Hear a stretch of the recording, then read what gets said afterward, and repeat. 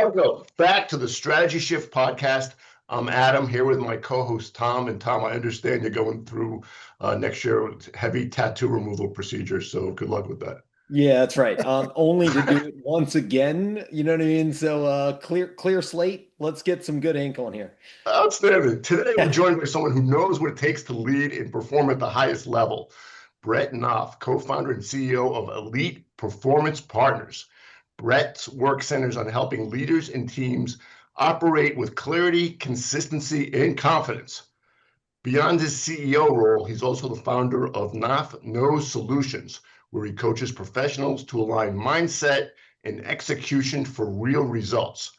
Brett, we're excited to have you here. Let's dive into what elite performance really looks like into practice. All right, Brett, Tom and I think you're cool. You wouldn't be on the show, but tell us why, there's a thousand coaches out there, right? Literally. Tom and I, we talk to like 10 a week, right? So what makes you different? Great question, and appreciate the intro. I'm quite fond of you guys as well. So what makes me different? I believe that my experiential training has really equipped me to be able to work with people from a bit of a unique perspective. I look at my work with owners, founders, CEOs from the standpoint of how do we use personal development strategies as that catalyst for elite team performance? So I see statistics like 80% of people are disengaged or unhappy at work. That makes me want to throw up in my mouth. But instead of regurgitating into my own mouth hole here, I really look to help these people lead themselves first and foremost so that they can lead others to their highest levels. How do they get greatness from a personal standpoint that translates into professional elite performance? So I think you mentioned one thing, Brett, and we want to lean into this. Like this podcast has always been pretty aggressive, so we want to stay this way, right? People typically hate their job or hate their life only because of progressions not existing. In other words, like you can't expect somebody to be happy if like what you're doing every day doesn't have meaning or purpose to it, right? So like you can throw in a rock climbing wall or put in like some type of like foosball table, but that ain't gonna do shit unless you can actually attach like what you're doing to a meaningful and purposeful existence with progression that you can improve every day. Is that true? Amen. Yeah, the ping pong table in the break room scenario is not the solution to poor culture, poor performance. It So you're saying really adding a ping pong central. table doesn't help your culture? That's it? You throw a ping pong table in there? Yeah, period. Good. Yeah, yeah, yeah. I know it's mind-blowing type of shit, but uh, regrettably, it does not. As much as we all love ping pong, uh, Yeah. you know, I I see it as how do we take an individualized, customized approach to every single person in the building or virtually in this day and age so that we understand who they are. What are they trying to accomplish within your organization? How does that fit into their bigger vision, purpose, dreams, whys, so on and so forth, so that their aspirations fit inside the organizational mission, vision, purpose, values. So Mhm. there's alignment with all of it. So when I get asked a question, how do I hold people accountable? It's like, well, if you do it right, you don't have to. They're going to be self-accountable, and anything you do beyond that is the cherry on top, not the sundae itself. Yeah, I love that. So let's talk about this then. So like there's obviously two sides of the coin for like the envelope of improving, let's say sales performance just in general. There is individual side and then there is systematic side. In other words, like the individual side is let me get you as the person, right, to improve, right? versus the system side is going, well, I can take anybody off the street, and there's a high probability that if they follow my system, they will be engaged and perform. You know what I mean? Do you see both sides as being equally important, or do you see that a lot of your folks have more weighted issues on one side versus the other? Yeah, I don't know if it's a 50-50 split per se. What I Hmm. see is, well, I see issues on both sides, frankly.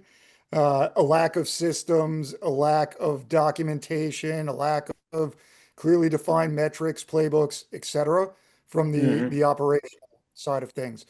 More so, I see I am going to do this square peg round hole thing Hmm. because I think my approach is so fucking great that I can take anyone off the street.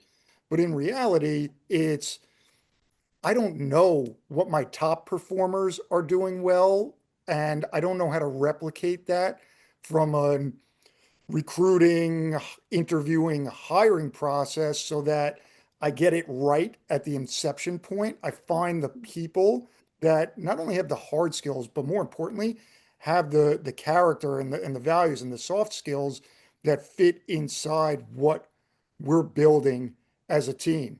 So I look at sales much more so from the psychological aspect of it than I do the systemization aspect of it, although both are obviously important. Well, and I think you touched on something more importantly, before you even get into the sales, you're talking about recruiting and selecting the right person before they even get in the door. Absolutely. Teams, Yeah. people hire, they don't get it right at the inception point. So they waste a lot of Mhm. time, money, energy, uh, etc. And most of them aren't tracking it, so they don't actually know what the lost cost is in making those poor decisions. But I find there's a lack of clarity on most of these things. And my goal is to provide the clarity. What is that endpoint? What is that North Star from a mission, Yeah, what does vision, success purpose, look value? like? And then we can Yeah. streamline the operations from there. We can make decisions through the lens of who actually fits into this, and then who wants to self-select into wanting to be a part of this. Hmm. Yeah. I think the balance is like equally important. And I'll like just sort of suggest this as like the next point of conversation, right? And what I run into this constantly with small business owners, right? They've exceeded past themselves. They need to start building a sales team and stuff like that. And I hear this all the time, right, Brett? On going like, oh my God, like finding a great salesperson is such a pain in the ass, right? But like I don't know, what is it? Is it really that people are that like good people are really that hard to find? Or is it that the fact that like you really don't have the time or the support system to even bring somebody that's half decent into being a producer? And then the other side of that, I'm gonna like sort of blow up the conversation with that I tell small business owners in a different way to think about it is you sure as shit don't want a unicorn. Because a unicorn, somebody that is actually really good at sales, they're going to take half of your goddamn company. You know what I mean? Like, that's the truth. Like, if they are that good at sales, they're either going to do one of two things going like, now I have leverage. I want equity in your company, or I constantly want to get paid more. I want more out of it. Or the other thing is they leave you. You know what I mean? So, like, what the game plan is for most sales folks is this: have a good balance in understanding who you want, but don't look for unicorns. Look for people that, like, can come into your ecosystem, come into your actual process, come into your culture, and be really good for moving the direction of leadership where it needs to go. Is that true or am I off? How does your approach look for something like that? I'm in complete agreement. When I hear the word unicorn, I Yeah, just you don't cringe. want to build your It's success on finding a unicorn. no, you do not. It goes back to that people systems question you were asking earlier.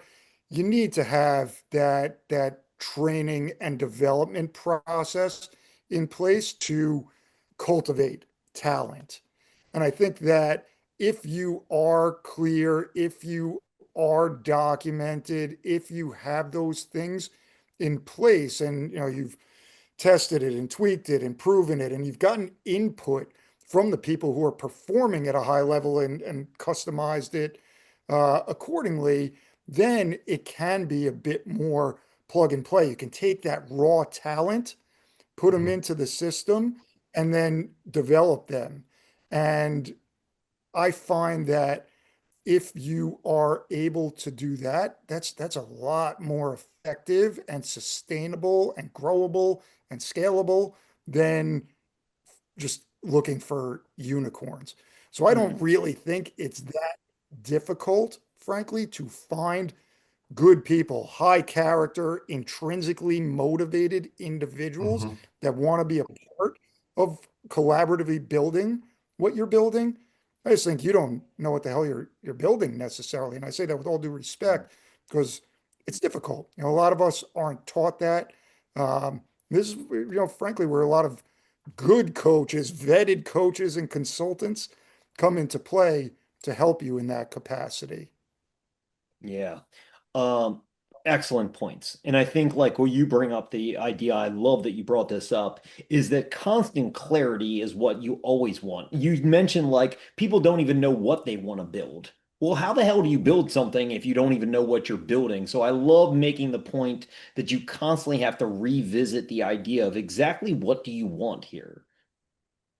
Do you have a It, particular process or a series of questions that you like bring up with a lot of the folks that that you work with that helps regain that clarity from leadership before pushing down to the sales team? Yeah, I mean, I'm constantly peppering people with questions, almost to the point of annoyance. Well, no one really tells me I'm annoying. I just, reading the body language. It's Well, Tom it's and I can something tell you that, that. We can say when you're annoying. yeah, no, I appreciate it. I prefer the directness. So we're good. We're good right now. Yeah. Okay, perfect. Uh, yeah, so what I'm looking to do is if I'm having a conversation with people, I'm going in and asking to look at their data, their documented processes. I want to first see or highlight the absence of anything that is documented. A lot of leaders talk about, how do I replicate myself? How do I replicate this person? It's like, Mhm. well, show me the document. Show me, what you've got there that allows it to be replicatable. If you want to do it, I think Alex Hormozy's really popularized this in recent years. It's like I throw it all down. I dictate it, I write it, I put it everywhere. So I've got this repository of all of the successes, all of the challenges. How did I overcome those adversities? So Mhm. I'm looking for that first and foremost. And if it's not in existence, then we start creating those things. I'm telling them, film your trainings, put them on Mhm. school, Google Classrooms, whatever. Just have this repository of information so that we can consistently revisit it, see what's working, what's not working, do more of what's working, adjust or omit what's not working, and it also helps the small business owner in particular get out of just being in the weeds doing everything, where it can Mhm. be a resource center for other people. It's like, yeah, just go on school, go on Google Classrooms, Yeah, so you're go to basically this, creating a resource for your intellectual capital, like you're creating a portal. like, well said. Yeah. Excellent. Do you feel like, Brett, that that small businesses should have like almost like a course or curriculum for their sales folks to follow? Absolutely. Yeah, we go back to that question again, and the system. I think that having those things in place where they can go through the process. In my opinion, there always needs to be some level of hands-on coaching, training, development that Mhm. happens that reinforce and expands upon what they're doing in that self-guided work. But I also want on my sales team people that I mentioned the words earlier are intrinsically motivated. They want to self-educate, whether that's in the internal structure, external resources that maybe we provide as an organization, maybe not. They're constantly in that growth and self-improvement mode. I want people that want it for themselves and they want to just collaboratively, throw an arm around the shoulder of the next guy and say, yeah, how can I help you? What Yeah, can I but do to your for you? point earlier, they have to be in an environment that's going to allow for that, and they have to be able to follow the structure and the processes. And if the Yes. structure and processes aren't there, they're going to flounder and occasionally going to come across a unicorn that's going to succeed no matter where you put them. But that's not success. Yeah, absolutely. I said it earlier, but that personal development piece of it is part of the system, part of the culture, so that they're going to just want to execute within the system, but also have that creative thought of, all right, let me what else can we do better? What else can I do better as a team? Like I talk about professional development meetings with people, and I've got you asked the questions earlier. It's what are you doing well, and how can we do more of that to increase your personal performance? What are your areas of opportunity, and what are you actively doing to address it? As an organization, what are we doing well, and how can we do more of that for additional success? As an organization, what are the opportunities? Blah, blah, blah, blah, blah. So, I'm constantly looking at it from the individual and organizational standpoint, but getting the Mhm. feedback and input from the players on the field is something that gets missed a lot. People are trying to pull the strings from the top without getting the input from the people who are actually doing the thing. And that's a Mhm. huge miss I see happen. As a general question, right? Do you think sales is hard? In other words, as No, a salesperson on a team, forget about like where they fall in the pecking order or anything like that. Just in general, for a sales position, do you think that that's a difficult job? no, with the caveat being if the ecosystem is in place the way we've been discussing Mhm. it here, then it's easy. I think there's alignment. One of the things that I tell people that are in sales or looking to get into sales is find a product or service that you actually believe in that has Absolutely. direct, inarguable benefit to the end user. There's got to be Mhm. integrity in what you're doing. Don't fuck people out of their money for personal gain. Absolutely. Find the people that you align with as well. They have those shared values that you just enjoy being in the environment. And if you can nail both those two and you have the work ethic and that intrinsic motivation, it's a piece of cake ultimately. Mhm.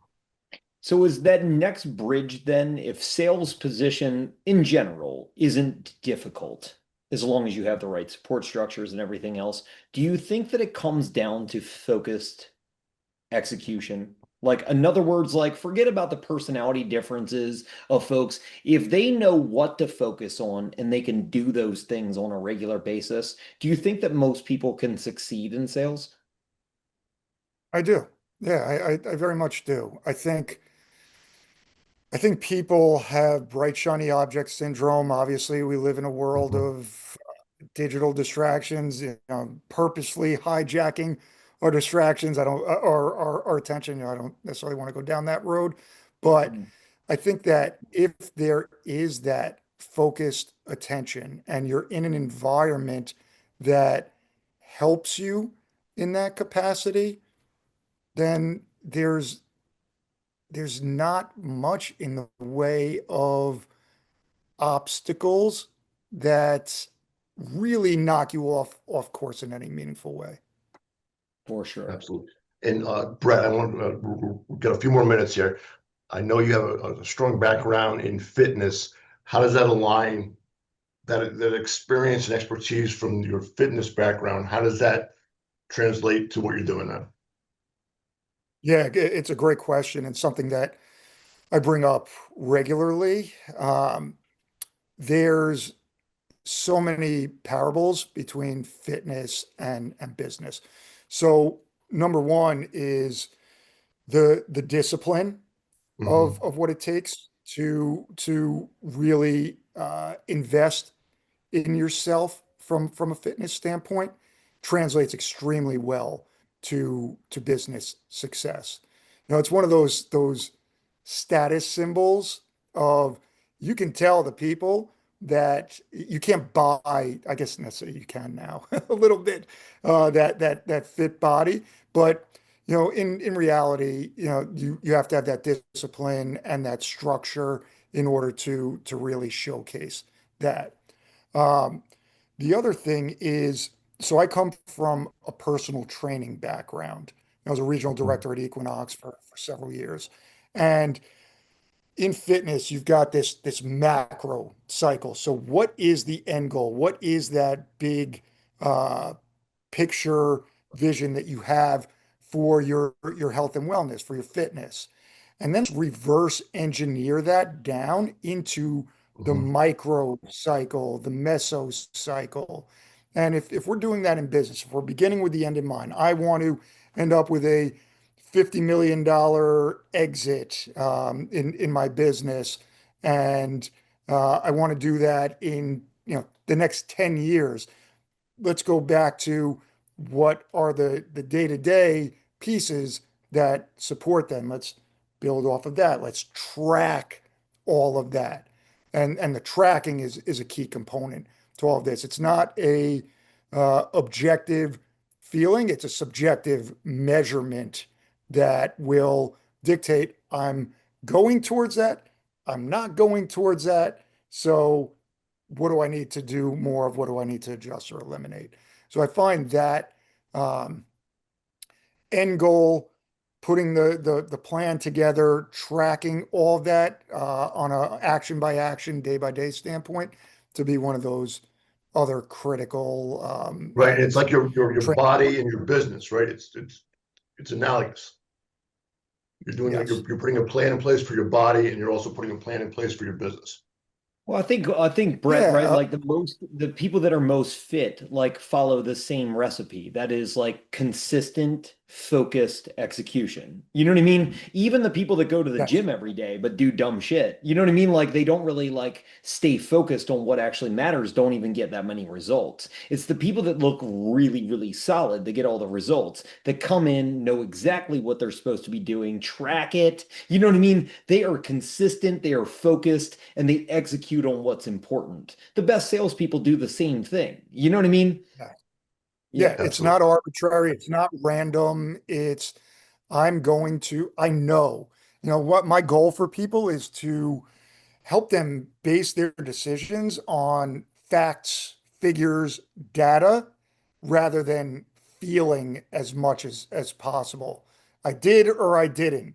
I'm moving Yes. towards or I'm moving away because I see it. It's inarguable. And that discipline, that focus, that awareness of what to do so I can make strategic and intentional decisions, action by action, day by day, is what keeps it as focused as possible, or at least helps you not veer off the tracks for any meaningful length of time. Yeah, yeah, for sure. And I'm sure it's worked for you. I mean, Brett looks like Jason Statham, right? I mean, you know, it's he's going to jump through the screen How right about now. that? He's an action hero. This guy's great, you know? I don't know Outstanding. about that. We share the same barber, perhaps. There you go. All good. Hey, Yeah. Tom, we're running. Take us home. We need the killer question at the end for our audience, and Yeah, then we let's want do to it. know. All right, Brett, it's great having you on today, right? We talked about a lot of really solid things about where a lot of small mid-market owners and founders, leaders struggle with sales. But from this conversation today, for any of our listeners that fall into that space, what's that one take home? What's that one thing that you want them to yank from this conversation and start thinking about or applying today? Yeah. So it's who is doing what you want to do with that end game in mind? Who's done it at the highest levels? Study their books, their podcasts, their content. If you can, invest directly, even if it's a 15-minute conversation to pick their brain. Success leaves clues. So don't think you need to reinvent the wheel. Just figure out what the heck you want to do, who's doing it or has done it even better, and replicate that and add your own spin to it ultimately after you've followed their playbook. I love that. Yep. Adam, any other things that we need to chat about today Well, besides just Brett? how do we get a hold of Brett? It's like, this guy's awesome. We'd like to follow up with him. That's right.